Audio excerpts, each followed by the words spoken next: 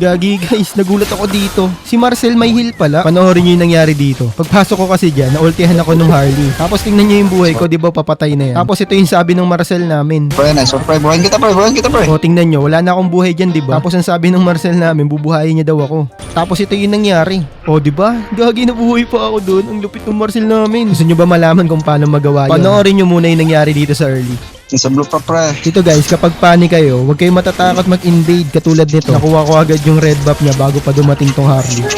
Wala na stun yung first kill. Lala. Tapos kapag ganito, itatago nyo lang tong golem dito sa damo para hindi nila makikita kung mamatay na to. Masyadong umaasa tong Harley sa heal, akala nyo hindi ko siya mabibigyan dito. Pag na-earlyhan nyo na yung mga kalaban ng ganyan, huwag na kayong matatakot mag-invade ulit. Dito nga wala silang magawa oh. Bali wala lang yung heal nila. May blue pa dito pre ah. Sige tara, kunin na natin yung blue niyan.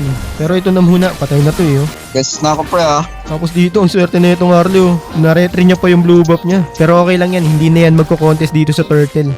Bago wala akong matutulong sa'yo. Tapos dito, ang likot na itong Kimi. Akala mo naman talaga makakatakas siya. Gagi boy, akala mo talaga makakatakas ka sa akin. Ayan pre, tara pre. Gagi, ang galing umilag ah.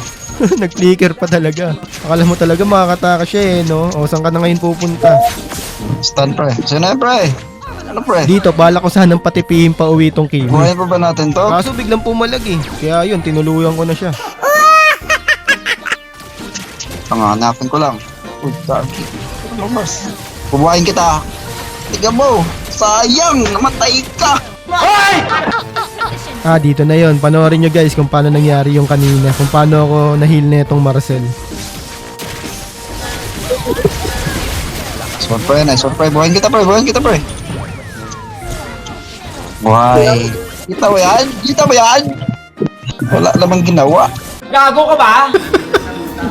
Wala naman talagang pang-heal yung Marcel, kaya ako nabuhay doon dahil sa shield. Tsaka nag-level 14 na ako doon eh. Kaya bumalik ng konti yung buhay.